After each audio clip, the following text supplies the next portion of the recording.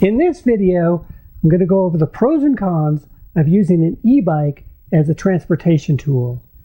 Would an e-bike be a worthy investment, or will it become an unused tool to crowd the garage?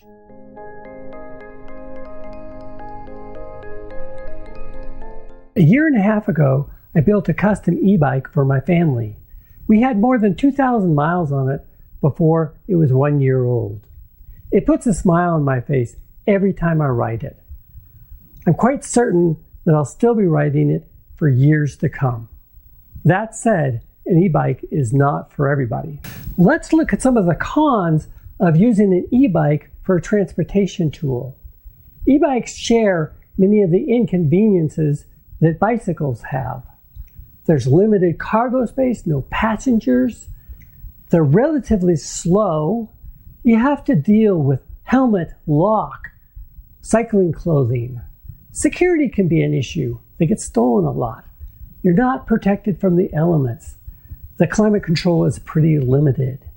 And sometimes road conditions make it unsafe. Additionally, e-bikes have some inconveniences above and beyond those of regular bikes. They can be heavy to carry. Many of them have issues if they get too wet. Some bike routes are closed to e-bikes. And when they break down, generally they're more complex to fix, and they can be pricey. It's interesting that e-bikes appeal to people who like to pedal and those who don't. I love to pedal. I'm a road rider, I'm a mountain bike rider, I'm a snow bike rider. I like to explore and tour by bike. I do bike trials, and I especially like bicycles for commuting in basic transportation. It would seem that I have enough toys to pedal. Why an e-bike? And let's look at some of the pros of using an e-bike for a transportation tool. While the cargo space is limited, a lot of them come with racks, panniers, quite a bit of carrying capacity. Maybe they're slow, but they don't feel slow.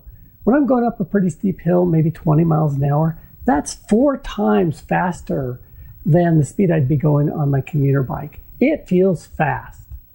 And there's not a better tool to really get a feel for what a kilowatt hour is.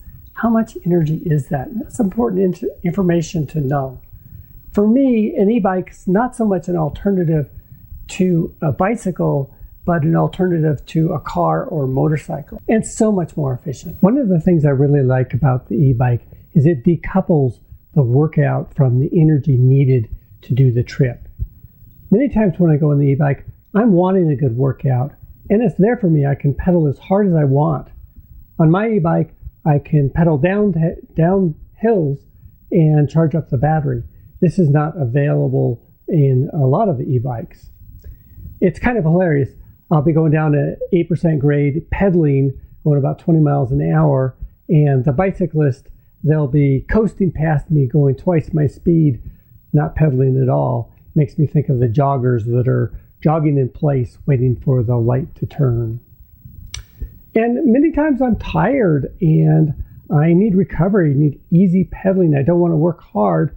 And when I want that, that's there for me. I can do that despite having to go up a steep hill, despite maybe having to carry 30 pounds of groceries up the hill. Let's admit it, there's times when a bicycle just feels like convict labor. If it's hot out and you're going up a steep hill and there's a tailwind that makes your net wind speed 0, you're sweating but not cooling, you just want to be home, it can be pretty miserable. Being able to up the speed from 5 or 6 miles an hour to 15 or 20 can really make a world of difference. And I've found that having this flexibility actually gets me out pedaling more. The efficiency of an e-bike is really terrific, and that's because they're lightweight and go slow.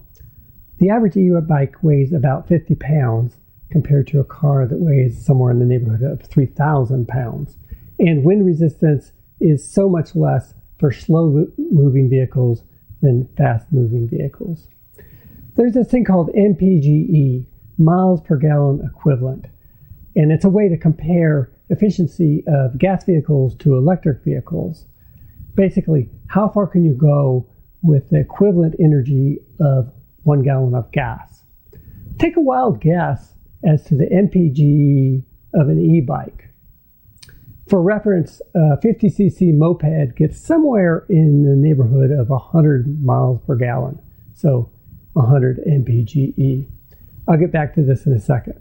If the inconveniences that are associated with an e-bike will result in infrequent use, say less than a few times a month, I wouldn't bother. The real estate of your garage is worth more than that. If everything I needed were within an easy bike ride away, I wouldn't bother. I wouldn't own one. Now back to your guess as to the MPGE of an e-bike. What was it? The answer is somewhere between 1,500 and 4,000 mpge. And you thought your Prius was efficient. Yes, the power of light and slow is mighty. I find it's not always necessary to use a 3,000 to 4,000 pound gas burning tool just to carry my butt around. Living in the foothills with a good hill home, I find the e-bike to be a fantastic transportation tool. My favorite transportation tool. Gets my body moving, gets me outside, tunes me into energy that I'm using. Feedback is most welcome. Subscribe if you want more. And in your own way, turn towards the stuff that keeps you going.